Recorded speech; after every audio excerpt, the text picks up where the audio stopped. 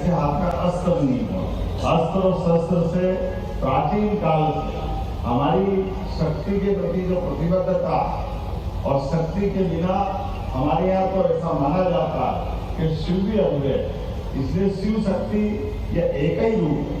दुनिया अभी इस बात को जानेगी, लेकिन हमारे यहाँ तो पुरातन काल से प्राचीन काल से एक शरीर के अंदर भी अर्धनारीश्वर शरीर का कल्पना की गई है और शक्ति जगदम्बा की, और जगदम्बा की नवरात्रि के बाद आज का दशहरे का पावन पर्व और दशहरे के पावन पर्व में भी दो तरह से गाथाएं जुड़ती।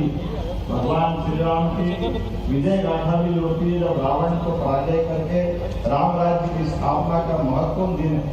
दूसरी तरफ महिषासुर मर्दनी के द्वारा महिषासुर राक्षस का संहार करते हुए आज दशहरे का यह अवसर हमको उपलब्ध कराते हैं। लेकिन आज के इस दौर में यशस्वी प्रधानमंत्री के नेतृत्व में बीते साल से जब से हमारी सरकार बनी, हमने ये परंपरा भी बनाई। मैं एक और कारण से आज की बधाई देना चाहूंगा। राष्ट्रीय स्वयंसेवक संघ का आज ये 100वां वर्ष है। हमारे लिए सौभाग्य की बात है, देशभक्तों का एक ऐसा संगठन जिसने आजादी के पहले से डॉक्टर केशव बलिराम हेडगेवार जी ने आजादी मिलने वाली, लेकिन आजादी मिलने के बाद देशभक्त नागरिक अगर अलग अलग व्यवस्थाओं से नहीं जुड़ेंगे तो ये आजादी लंबे समय तक चलेगी कैसे, इसका विचार करते हुए जन जन के बीच में देशभक्ति की अलग जगाते हुए देशभक्त लोग हर क्षेत्र में, चाहे वो कोई भी क्षेत्र हो, विद्यार्थियों का हो, किसानों का हो, विज्ञान का हो, किसी भी राजनीतिक क्षेत्र का हो, अपनी पुरातन सनातन संस्कृति से जोड़कर विरासत से विकास के उस मूल वाक्य को लेकर के राष्ट्रीय स्वयंसेवक संघ ने जो यात्रा की है, आज उसका शताब्दी वर्ष भी। मेरी अपनी ओर से एक बार फिर प्रदेशवासियों को हमारे शस्त्र पूजन के साथ, विजयदशमी के साथ संघ के भी शताब्दी वर्ष की बधाई भी देना चाहता हूँ। एक और खास बात, हमारे लिए सौभाग्य की बात, इंदौर वो धरती है, इंदौर हो, उज्जैन हो, अतीत के गौरवशाली उन प्रश्नों को भी याद करेंगे जब हमारे यहाँ देश में चाहे किसी की सत्ता दिल्ली में हो, लेकिन ये हमारा पूरा महाराज शिवाजी के साथ महाराष्ट्र में चला विचार, महाराणा प्रताप शिवाजी जिन्होंने उस गुलामी के काल में भी माँ भवानी के आशीर्वाद से देश की आजादी की ललक को बनाए रखा। वैसे तो विगत 1000 साल का इतिहास हमारा अपना अतीत का गौरवशाली रहा है। अलग अलग काल में अलग अलग समय हमारे लोग इस देश के जड़ों से जुड़े उन मूल जीवन बिंदुओं को लेकर के सदैव संघर्षशील रहे।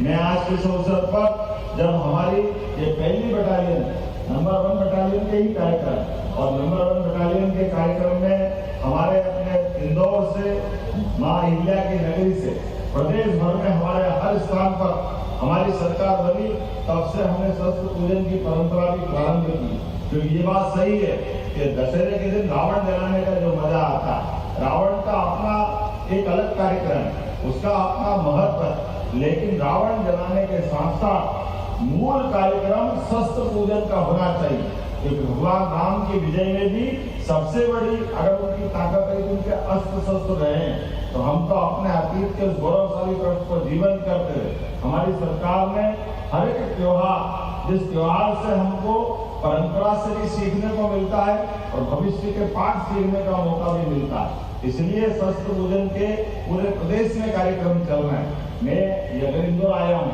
तो हमारे कई मंत्रियों ने अलग अलग जगह पर, मंत्री, सांसद, विधायक, हर स्थान पर शस्त्रागार में हमारे अपने इस पूजा के माध्यम से माँ अम्बे से कामना करते हुए कि शस्त्र भी हाथ में रहे और अनुशासन के दायरे में लेकर के हम देश के दुश्मनों से, प्रदेश की दुष्ट विराजक शक्तियों से सदैव विजय प्राप्त करते रहे। आज इस अवसर पर मैं प्रदेशवासियों को अपनी ओर से बधाई भी देना चाहता हूँ। इन त्योहारों पर हमारे द्वारा हिंदी का दायरा बहुत अच्छा है, लेकिन जाने अनजाने हमसे भी हमारे मूल त्योहारों की कमी रह जाती है। इन त्योहारों के तो बधाई होना चाहिए। जो त्योहार और पर्वों में अंतर होता, त्योहार हमारे लिए पर्व जैसे एकादशी पर्व, नवरात्रि पर्व, हमारी जन्माष्टमी पर, रामनवमी पर इन पर्वों की मंगल तिथियां होती, इसलिए मंगल तिथियों पर मंगल कामना देना चाहिए।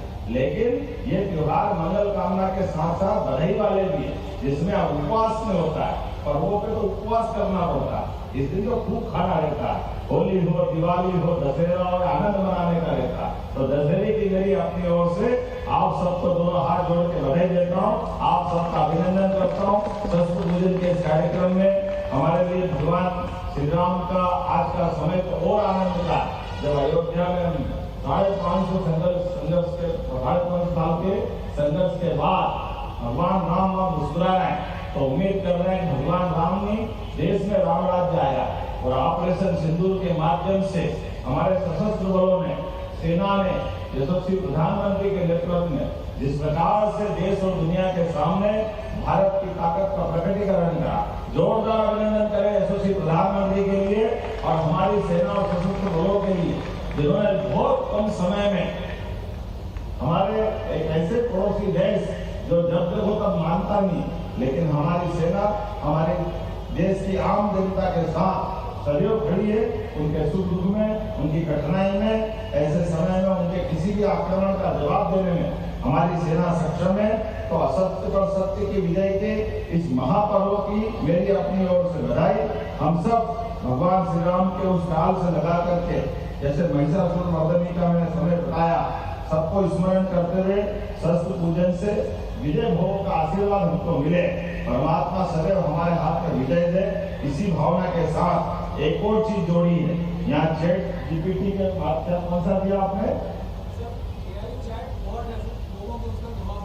AI चैट बॉट के माध्यम से एक नई योजना लॉन्च की है, जिसके माध्यम से हम अपनी सेना के समान हमारी पुलिस का भी जनता के साथ जोड़ करके उनके जीवन में जब कभी कठिनाई आए, तत्परता से जवान उसमें आधुनिक संसाधन के साथ उस दिशा में मदद करें। मेरी अपनी ओर से इस नई योजना की बधाई। और जैसा कि उल्लेखनीय है, हमने अपनी सरकार में तय किया कि हमारे पुलिस के अंदर लगभग 20,000 से ज्यादा पदों की भर्ती हम करने जा रहे हैं चरणबद्ध रूप से। 7,500 पद हर साल भरेंगे। सभी स्तर के मेरी अपनी ओर से पुलिस जवानों के लिए भी बधाई देना चाहता हूँ। हमारी सरकार के माध्यम से सभी विभागों को लेकर के ठोस नीति बनाते हुए से काम करें। पूरे प्रदेश के अंदर पुलिस बैंड बनाने का मसला हमने पिछले साल अनाउंस किया था। लगभग हर जिले केंद्र पर हमारा सशस्त्र बल के साथ पुलिस जवानों का भी बैंड का दस्ता होना चाहिए। इसी प्रकार से नए कानूनों को लेकर भी पुलिस के साथ भविष्य की दृष्टि से तत्परता से, दक्षता से वो ड्यूटी कर पाए, इस दिशा में भी हमारी सरकार ने पर्याप्त धनराशि का प्रबंधन किया है। आइए हम सब संकल्प करें, माननीय प्रधानमंत्री के नेतृत्व में पूरे देश के अंदर नंबर 1 का राज्य मध्य प्रदेश बने। एक बार फिर मेरी अपनी ओर से आप सबको इसी सारी बातों की बधाई। बहुत बहुत धन्यवाद। भारत माता की।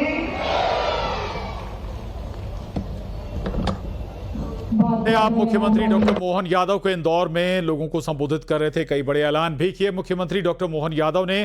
इंदौर से मोहन यादव की बड़ी घोषणा, 20,000 पुलिस जवानों की भर्ती की जाएगी। हर साल 7,000 पुलिसकर्मियों की भर्ती होगी, ये कहना है मुख्यमंत्री डॉक्टर मोहन यादव को।